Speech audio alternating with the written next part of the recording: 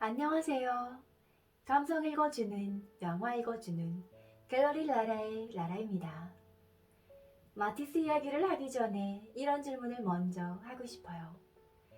당신의 마음은 어떤 색인가요? 어떤 색으로 보여지길 바라시나요? 주대로 삼고 싶은 모든 걸 보이는 대로 표현하는 게 아닌 마음의 색으로, 감정의 색으로 표현하는 표현주의 아버지라 불리는 마티스는 1869년 프랑스의 작은 농장에서 태어났어요.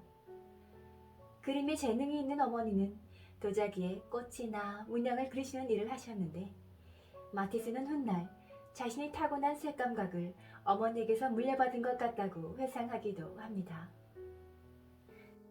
어린 마티스는 조용하고 말 잘 듣고 수줍은 성격의 여인 몸짓의 되게 혼자 노는 아이였어요.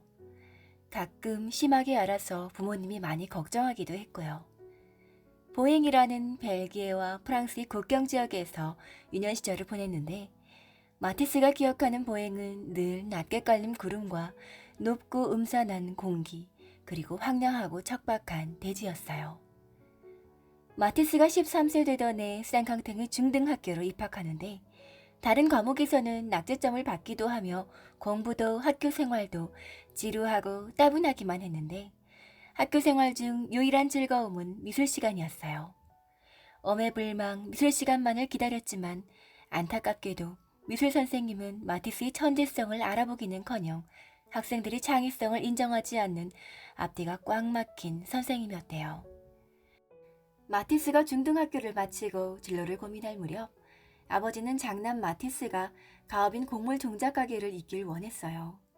하지만 약한 몸의 마티스는 하루 종일 무거운 씨앗자루를 나르고 관리하는 일은 하고 싶지 않았어요. 법률사무소 보조사무원으로 취업하지만 건강상의 문제로 1년이나 병원에 입원하게 됩니다. 그때 누군가가 무료한 병원 생활을 달래라며 그림 도구를 선물했는데 그게 바로 마티스를 그림으로 인도한 결정적인 계기였어요. 오랜만에 보는 미술 도구에 마티스는 열광했고 1년 뒤 병원에서 퇴원하며 본격적인 그림 공부를 결심합니다. 하지만 아버지의 반대가 심했기에 22 미술 공부를 위해 파리까지 오게 된 여정은 너무도 힘들었어요. 우여곡절 끝에 온 프랑스에서 프랑스의 상징주의 거장 모로를 만나면서 드디어 자신의 재능을 알아주는 스승을 만납니다.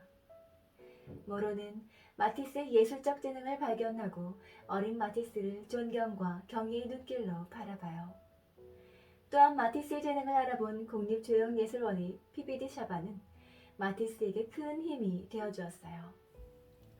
마티스 나이 29, 부유하고 지체 높은 집안 출신의 25 아멜리와 사랑에 빠져 결혼을 결심합니다.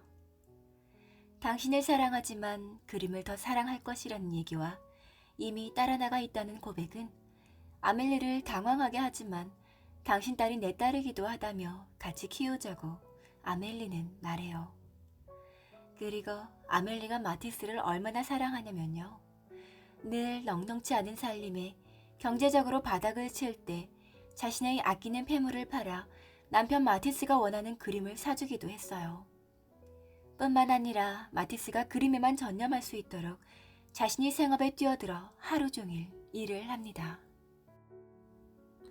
하루 종일 일하는 아내를 보며 마티스도 매일 9시간씩 천장에 매달려 천장화 그리는 일을 시작해요.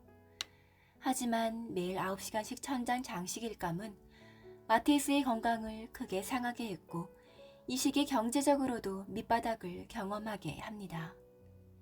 아무리 열심히 해도 무명화가로 산다는 게 얼마나 비참하고 참담한 것인지를 절실하게 느낍니다.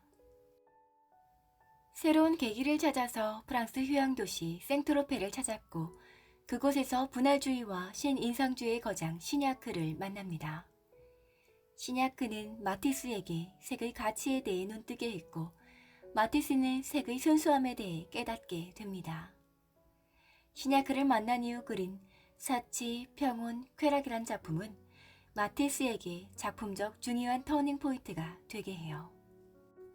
마티스는 표현주의 아버지로 불립니다.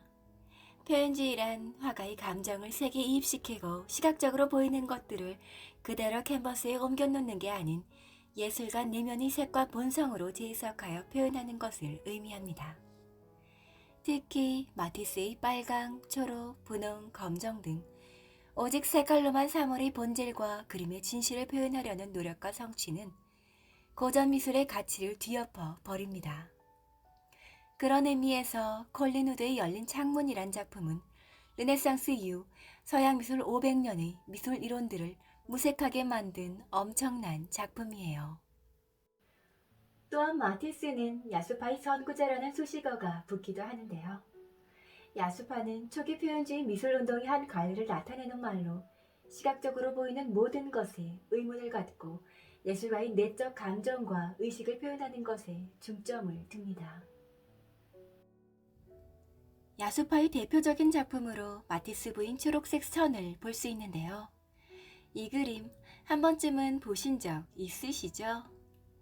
마티스는 이 그림을 보이는 것이 아닌 보이게 하는 것에 집중했어요. 그리지 않고 표현하고 싶은 감정을 색으로 시각화한 거죠.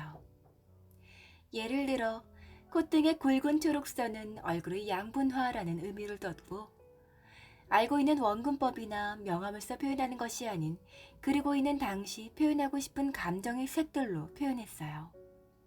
개인적인 견해로는요. 야수파 표현주의 기본 정신과 표현들은 모든 미술사조 중 가장 솔직하고 가장 개성 있는 장르인 것 같아요. 그만큼 모순이나 다른 화파의 예술가들과 대립도 많았을 것 같고요. 마티스는 1907년 그의 나이 38에 미술학교를 차립니다. 친구 화가들과 동아리 모임처럼 시작한 것이 예상외로 학생 수가 늘어나면서 본격적인 미술학교의 면모를 갖추게 돼요. 마티스는 가르치기보다는 학생들과 동등한 눈높이에서 함께 고민하고 해답을 찾아요. 학생들에게 선을 그릴 때는 숨을 쉬는 것처럼 당연하고 자연스러워야 하며 좋은 색이란 노래 아닌 색으로 멜로디가 울리고 향기가 나야 한다는 그의 가르침은 미술 선생님인 저에게도 너무 와닿았어요. 저에게 배우는 아이들에게도 색에 대한 마티스의 가르침을 알려줘야겠어요. 마티스는 화가란 보이는 것들을 재구성하고 새로운 질서를 부여하는 직업이며 그림으로 옮겨지는 구성 요소들은 조화와 균형을 이루어야 한다고 생각했어요. 또한 색들도 서로의 순수한 음색을 지키며 화음을 이루어야 한다고 말합니다. 그렇게 탄생한 미술이야말로 진정한 기쁨과 위안, 휴식을 주고 고통을 어루만지는 치유의 기적을 가져온다는 믿음을 그의 학생들에게도 가르칩니다. 하지만 미술학교 개설 3년 뒤 마티스는 미술학교를 닫습니다.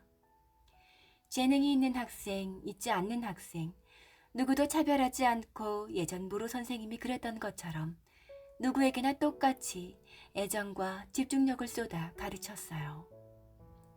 그렇게 누구에게나 열과 혼을 실은 가르침은 마티스의 건강에 무리가 오게 했고 악화된 건강은 화가와 선생님 두 직업 중 선택의 기로에 서게 합니다. 많은 고민을 했지만 결국 미술학교 폐쇄를 결정합니다. 그리고 마티스는 헐가분하게 작품 세계에 집중해요. 마티스도 1차 세계대전 전쟁을 경험한 화가예요. 파리를 급하게 떠나야 했고 클라우르라는 곳으로 긴급하게 피신했던 시기에 그린 그림이에요. 창문이 열려 있으면서 동시에 닫혀 있는 것처럼 보이는 이 그림은 전쟁이라는 인류의 재앙으로부터 벗어나지 못하는 인간의 자화상을 표현했다고도 해요. 또한 동시대 사람들과 후대 사람들은 어두운 공간을 향해 열려있는 창문은 보이지 않는 수많은 사람의 삶이 전쟁과 암울한 미래에 대해 열려있는 거라고 얘기하기도 합니다. 전쟁은 파리의 모든 예술가들을 아무것도 할 수 없게 했고 마티스 또한 피신과 이주를 반복하게 했습니다. 전쟁은 끝나지 않았지만 시간은 점점 파리의 옛 분위기를 회복하게 했고 파리의 예술가들도 미술상들도 다시 활동하기 시작했어요. 일화가 있는데요. 화가 세베리니는 마티스가 전쟁 중 자기한테 베푼 은혜를 죽을 때까지 잊지 못한다고 치하하기도 했어요. 전쟁 중에 마티스 본인도 어려웠을 텐데 굶어 죽기 직전인 자기를 마티스가 스위스의 재력가에게 소개시켜주어 작품을 팔 수 있었대요.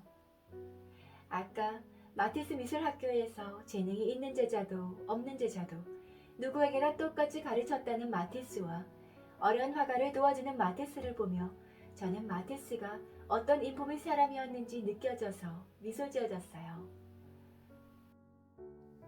옛 분위기를 찾아가는 파리 속에 마티스 역시도 작품 활동에 박차를 가합니다. 결혼할 당시 아멜리에게 그림을 더 사랑할 것이라는 예견에 동그라미라도 그리듯 시간이 지날수록 아멜리가 병상에 있어도 마티스는 작업을 멈추지 않았어요. 아내 아멜리는 곱게만 볼 수 없었던 마티스의 그림 모델들에게 느끼는 서운한 감정들과 그동안 묵었던 감정들이 폭발해 마티스에게 이혼을 선언합니다. 그 무렵 2차 세계대전도 일어나요. 평소에도 건강하지 못했던 마티스는 이혼과 전쟁을 겪으면서 기력도 부쩍 떨어졌어요. 폐렴으로 죽을 고비도 넘기지만 암이라는 중대고비를 맞습니다. 수술과 치료를 반복하며 의사들은 가망 없음에 고개를 저었지만 삶에 대한 강한 의지의 마티스는 죽을 고비를 피해갑니다. 의사들은 그런 마티스를 보며 기적이 일어났다 말하고 그렇게 죽을 고비에서 건강이 회복된 마티스는 그림에 대해 더 강한 애착을 보입니다. 하지만 일과 그림에 대한 집착에 가까운 애착은 마티스를 다시 아프게 했어요. 83세의 마티스는 더 이상 붓을 들 수 없는 건강 상태였지만 휠체어에 앉아 색종이를 오리고 붙이는 방식으로 작품을 이어가며 작품에 대한 열정은 식지 않았어요. 마티스는 1954년 85세의 나이로 세상을 떠납니다. 어릴 적부터 건강하지 못했던 마티스는 평생을 아프면서 살아야 했어요. 하지만 마티스 그림 어디에도 어두운 면이나 아픔을 느낄 순 없답니다. 그저 강렬한 색과 선들이 매우 밝고 유쾌한 사람으로 느껴지게 했죠. 마티스는 자신의 그림에서 자신이 고통을 느끼며 아팠던 삶이 아닌 봄처럼 따뜻함만 기억했으면, 나의 이런 아픔과 간절함을 몰랐으면 했다고 합니다.